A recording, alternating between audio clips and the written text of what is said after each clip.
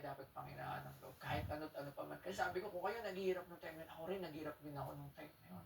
Nakaya ko. Ikaw ang bubuo, sisira, gagawa, at mag-aayos ng buhay Yes. mo. Walang ibang tao Wala. gagawa nun sa'yo. Magsisimula lahat yun sa isang desisyon. Sa isang decision. You know, God, the universe will conspire Tama. para ibigay sa'yo yung mga opportunities na Lahat. para sa'yo. Totoo yun, ma'am. Pero magsisimula yun sa desisyon. Totoo yun, ibibigay niya sa'yo lahat. Totoo yun, naranasan ko na yun. Alam mo, may hinihiling ka na bagay, magulat ka, hindi ibibigay sa'yo. Tatanungin mo, bakit hindi binigay sa'yo. Pero after ilang panahon lang, bibinigay siya sa'yo, hindi mo ina-expect. Na mas malaki pa. So talagang sabihin mo, iba rin talaga yung will ni God. Tsaka will as yung pagiging tao mo.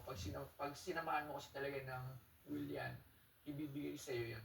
Never din talaga ako susuko. Sa tingin ko, siguro hanggang mamatay ako, hindi ako susuko sa laban ng buhay.